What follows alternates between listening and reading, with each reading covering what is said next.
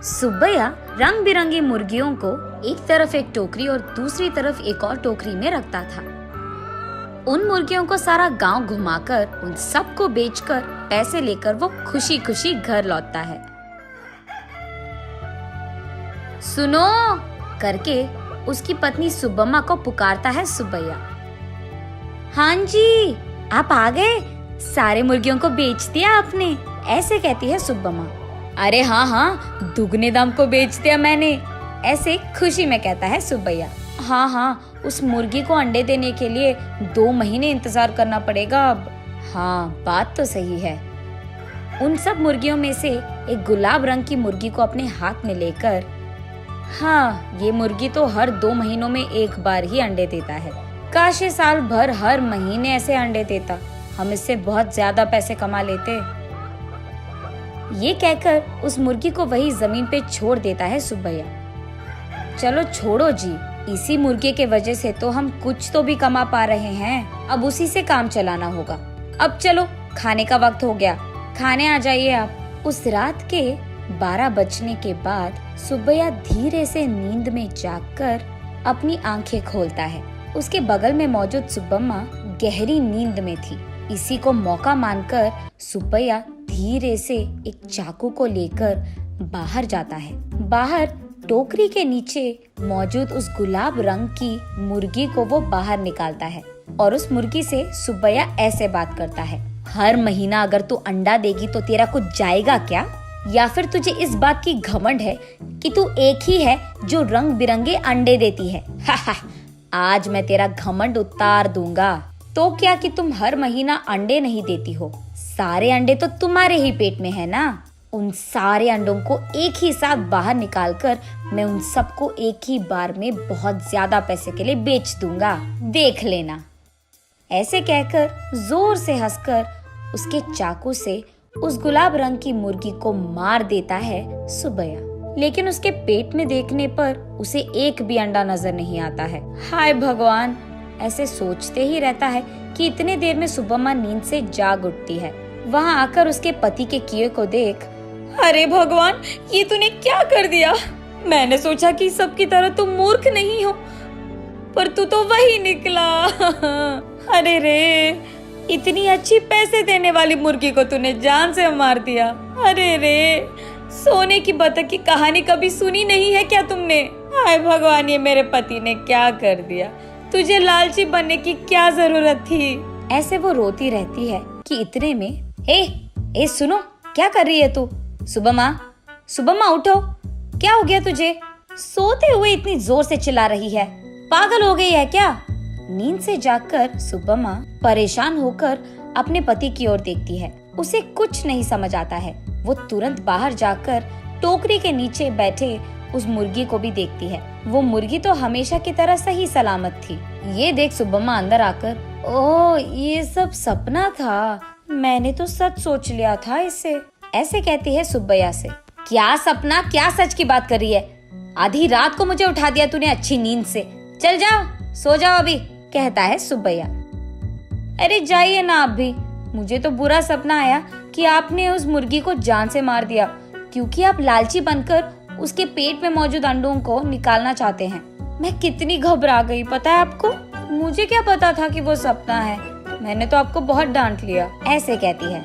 हाँ हाँ, ठीक है ठीक है, वैसे मैं उस मुर्गी को क्यों मार डालूंगा, मैं क्या पागल हूँ? वैसे मुझे तो हमारा अतीत बहुत अच्छी तरह से याद है। आज अगर हमें चैन की नींद मिल रही है तो वो उस गुलाब रंग की मुर्गी के वजह से ही है, उसको मैं क्यों मार डालूंगा? चलो सो जाओ अभी, तुम और तुम्हारे सपने। ऐसे कहकर सुब्बैया सो जाता है। लेकिन सुब्बम्मा वही बैठकर अतीत में चले जाती है। एक समय में सुब्बम्मा और सुब्बैया दोनों मुर्गियों का व्यापार करते थे। सुब्बम्मा कुछ मुर्गियों को अपने घर के पास ही रखती थी। उनको खाना देना, उनके अंडों को इकट्ठा करना और उन अंडों को अगल बगल वालों में बेच देना, बड़े हुए मुर्गियों को बिकाव के लिए रख देना और उन मुर्गियों को सुब्बैया का इधर उधर जाकर बेच देना, यही होता था। लेकिन मुर्गियां हर रोज नहीं बिकती थी, कभी कभार तो 10-15 दिनों में एक ही मुर्गी बिकता था। इसी कारण सारा गांव घूम घूम कर थक कर घर आता था सुब्बैया। कभी कभार तो उन मुर्गियों को दाना डालने के लिए भी सुब्बैया और सुब्बम्मा के पास पैसे नहीं थे। तब एक दिन सारा दिन घूमकर थके हारे सुब्बैया उसके घर लौटता है।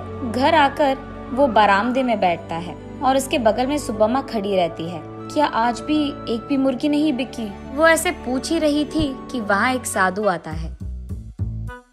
माता, खाने के लिए कुछ दे दो, ऐसे पूछता है।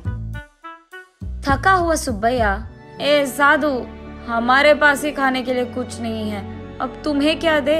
अगर चाहिए तुम्हें तो हमारे पास बहुत सारे मुर्गियां हैं, एक लेकर जाओ, ऐसे कहता है। तब साधु छोटा सा हंसी एक देकर, मुर्गी का मैं क्या करूँगा बेटा, मैं मांस नहीं खाता हूँ, मेरे पास ही एक मुर्गी है, इसको तुम ही पालो, ये लो।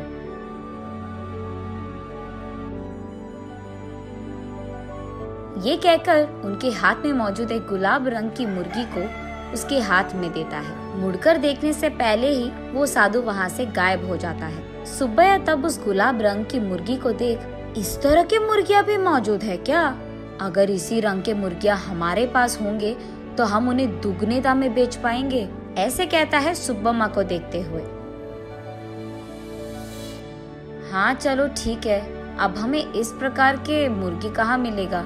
वो साधु मांसाहारी नहीं था इसीलिए दिया उसने, वरना इस रंग की मुर्गी हमारे पास कहाँ से आता?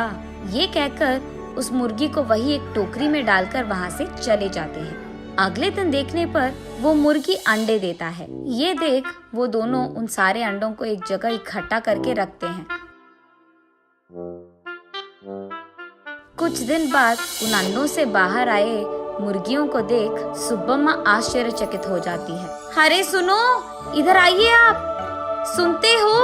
अरे कहाँ हो आप? इधर आइए जल्दी। ऐसे वो अपने पति को पुकारती रहती है। अरे क्या हो गया? ऐसे चिल्ला रही है जैसे कोई मर गया, क्या हो गया? उसके ऐसे कहने पर सुब्बम्मा उसे रंग बिरंगी अंडों को दिखाकर ऐसे कहती है, अरे देखिए ना, उस साधु ने जो मुर्गी हमको दिया है उसके अंडों से रंग बिरंगी मुर्गियाँ आई है। ये कहकर सुब्बम्मा उन मुर्गियों को सुब्बैया को दिखाती है। चलो अच्छा ही हुआ, भगवान की कृपा हो या साधु की, हमारे लिए तो ये भला ही है। चलो हमारी मुश्किलें तो खत्म हो गई। आज ही मैं इन सारे मुर्गियों को बाजार में दुगने दाम पर बेचकर उन पैसों के साथ घर लौटूंगा। सुब्बैया जो रंग बिरंगे मुर्गियों को लाता है वहाँ के गांव वाले कभी नहीं देखे थे। इसी कारण गांव वाले सारे बहुत उत्साह से हमें चाहिए तो हमें चाहिए ऐसे एक दूसरे में बहस करते हुए सुब्बैया के पास जाते हैं।